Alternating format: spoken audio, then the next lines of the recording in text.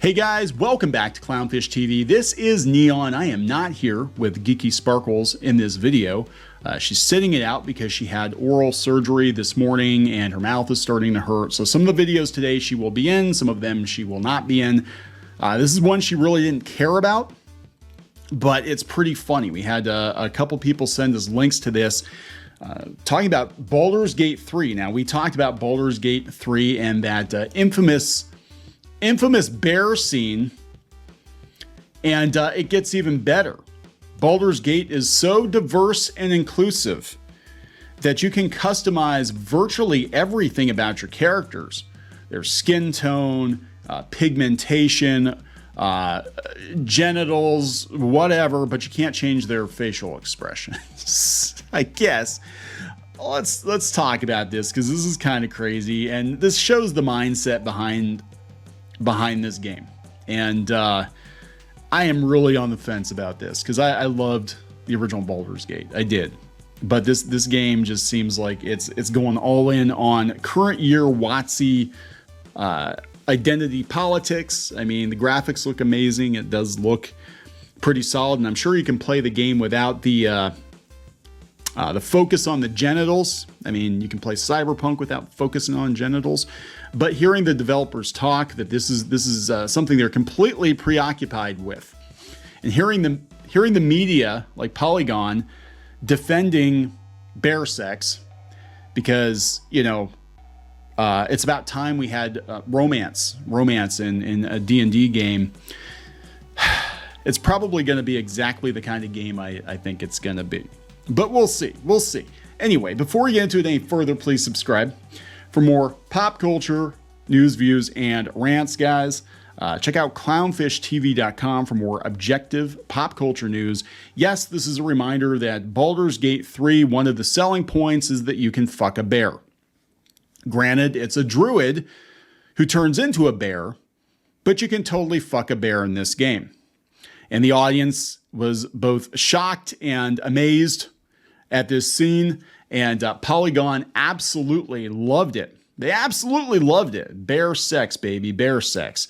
So, am I going to get a strike for that? Am I going to get a strike for saying bear sex 3 times in a row? So anyway, the lead character artist, Elena Dubrovina, explained why there are no face sliders in the character creator, but you can customize your genitals, right? And of course, this is on Kotaku. Of course it's on Kotaku. Of course it is.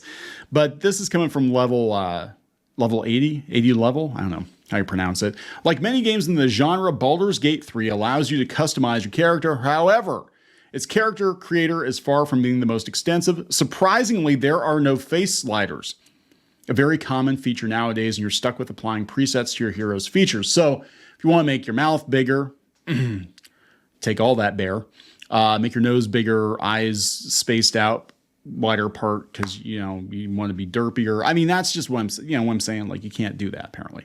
The game's lead character artist, Lena Dobrovina, explained why there is no such thing and talked about how the character creator can help players express their identity in unexpected ways. So there's no face slider. You can't change your face, but you can change your bits. We never make a character creator specifically for players, even though we sort of do. She told Kotaku. Of course she told Kotaku.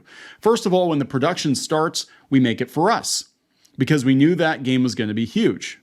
We know that there's going to be too many characters, and we knew we need to customize everyone and be prepared for Dragonborns or similar creatures like that. So we kind of know if a design is requested and there's going to be like in a year, 100 characters throughout the game. It's our job to kind of be prepared to make sure all those imps, they look unique.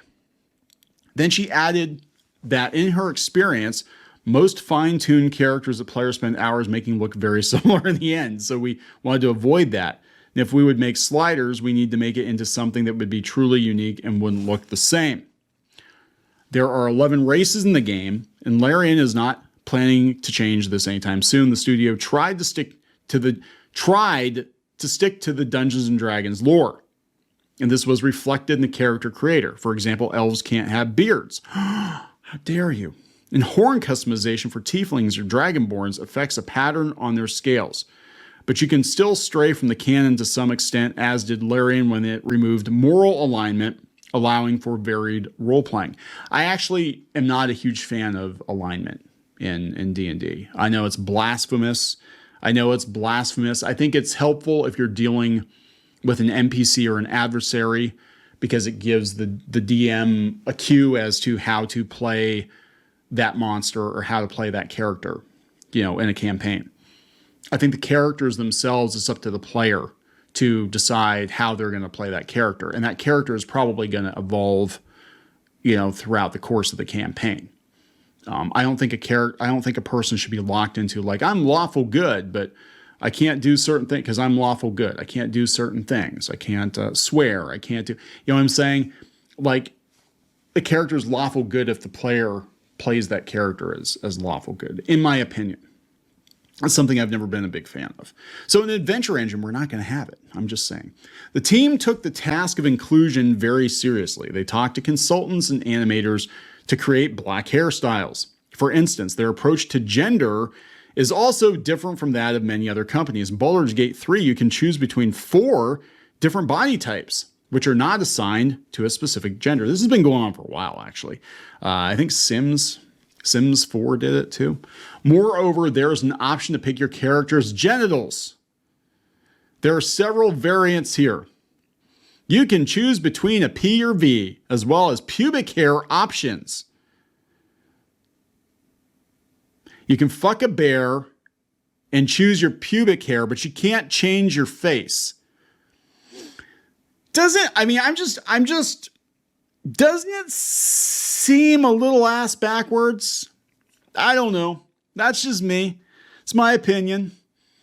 I guess if you're going to play most of the game with your junk hanging out, just waiting for a bear to come along and have its way with you, then, you want to spend a little extra time down there. But it is a little weird. It is a little weird that you can't customize your face, but you can customize your pubes. The Dragonborn's reptilian nature, theirs is going to look different. Everybody wants to know what dragon dick looks like. And the ability to choose is not just there for fun. It will apparently appear in the game itself. Dobrovina said this choice is not connected to sex scenes, but rather the player's expression of themselves. Larian decided to make underwear a piece of equipment you can customize and wear, and this is part of character customization. The question arose, what happens when you take it off? You do a Sims and you just kind of blur it out. At first we were like, maybe nothing's going to happen. Maybe we're going to have another underwear mesh under it. Who cares? But then I started thinking about it, talking about it, obsessing about it, fantasizing about it, writing about it, tweeting about it. And we realized that for some players, it's just another way to represent their identity. If you don't want to spend time working on your character's privates, there's an option to hide anything you don't want to see. Okay, well, at least we have that. Still, it's nice knowing Larian cares about such details. You can't change your face, but you can change your pubes. BG, as Baldur's Gate, is very focused on your identity and the ultimate fantasy where you can be whoever, whenever you want to be. Whoever, whatever. Yes, we wanted to have this represented. We believe that visual character creation options create a positive player experience. I notice with myself, when I play games or I pick which game to buy, right? I'm looking at the characters. I want to look pretty. I want to look fun. I want to look like I have a big ass dick and I'm just waiting for that bear to come along and have its way with me because You can start practicing making your perfect hero now so you can repeat it when BG3 comes out on PC in September 6th. For PS5, August 3rd for PC. It's impossible to transfer your early access data to the full game. Blah, blah, blah, blah, blah. What the fuck? So, Polygon. Why the Baldur's Gate bear sex scene reveal hits so hard?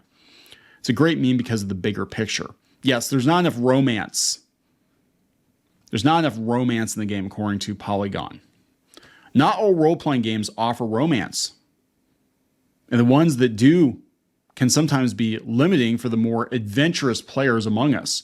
I know many players who have played through Dragon Age Inquisition and bemoaned that they couldn't romance, is it Corpheus? I haven't played Dragon Dragon Age Inquisition. Baldur's Gate 3. Baldur Gate 3. I can't read this with a straight face. Baldur's Gate 3's Bear Bonanza proves that people don't just want neat and tidy romances. They want to indulge in some less mundane fantasy. They want hot, furry, stinky, rancid, smiling bear sex in their game, and they want to customize their genitals to be able to take full advantage of that bear. What the fuck?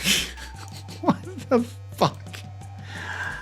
So there it is, guys. Maybe the game's good. You know, maybe it's good. But there is a very, there is an inordinate amount of focus on who you can sleep with and what you're using to sleep with them for a Dungeons and Dragons game, in my opinion. That's my opinion, but I'm old. I'm a grognard. Whatever. You do you, boo. If you want to buy this game and give yourself a big dragon dick, go for it. Go for it. That you do you. I don't know if everyone's going to feel the same way, though. I'm going to wrap this up. Please subscribe for more pop culture, news, views, and rants, and we'll talk later. Help support the channel. Go to thereef.support and get early access to podcasts, videos, and other content. That's thereef.support.